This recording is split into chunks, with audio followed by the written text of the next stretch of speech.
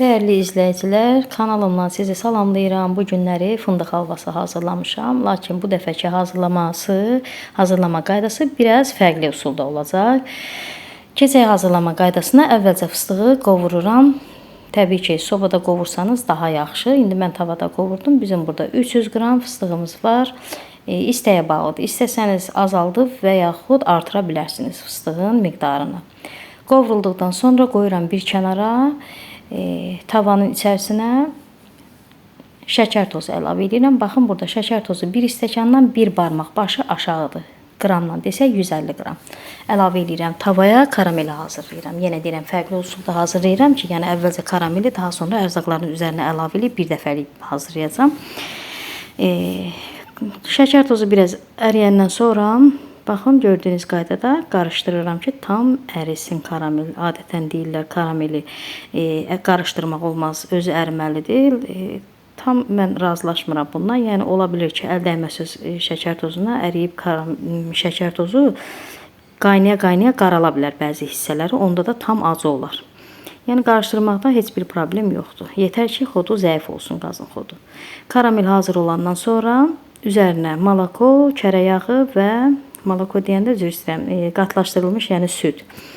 Kərə yağı və şəkər tozunu əlavə edirəm. Burada baxın, şəkər tozu yenə də hərəsindən 2 stəkanın bir barmaq aşağı, yəni hərəsi 150 qramdır. Toplam 300 qram.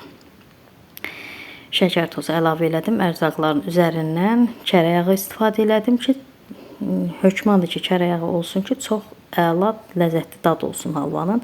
Baxın, karamel burada biraz elə bil bərkiyir, sümük kimi olur. Problem deyil. Siz onu zəif xodda qarışdıra-qarışdıra axıra qədər bişirənə qədər o əriyəcək orada. Yəni ki, ona görə narahat olmağa dəyməz. Karameli də hazırlayanda, bu şərbəti də hazırlayanda. Yetər ki, baxın, qazın xodunu da burada göstərirəm. Zəif xodda olsun, iti xodda olmaz.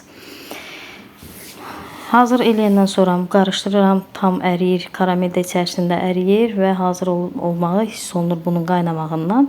Hazır olana yaxın fıstığını əlavə eləyirəm. Burada fıstığı da yəni əvvəlcədən əlavə eləmirəm ki, çox belə bişib sümük kimi olmasın halvanın içərisində. Ona görə hazır olana yaxın axır-axırda əlavə edirəm. Biraz qarışdırıram. Tam hazır olanda da burada tavanı qarışdıranda hiss olunur. Tavanı baxın, burada hiss olunur ki, tavanın alt hissəsinə rahat qopur da, yapışmır. Bu demək ki, halvamız hazırdır.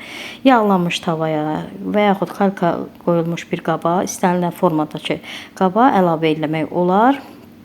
Mən də əlavə edirəm qaba və soymasını gözləyirəm. Tam soyduqdan sonra tavadan çıxarıb doğrayıram. Dəyərli izləyicilər, bəzi xanımlar burada kommentdə yazır ki, bizdə sümük kimi oldu. Yəni bunun sümük kimi olma ehtimalı yoxdur, mən deyərdim.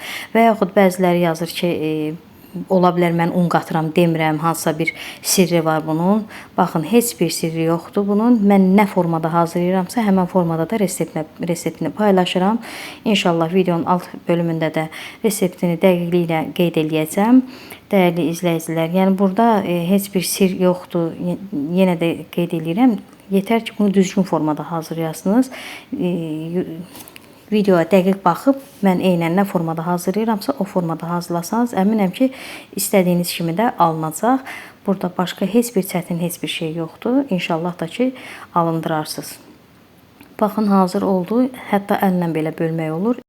Eynən qədimi fındıq halvası dadında, eynən. Hətta siz bunu fındıqla da hazırlaya bilərsiniz. Hələlik.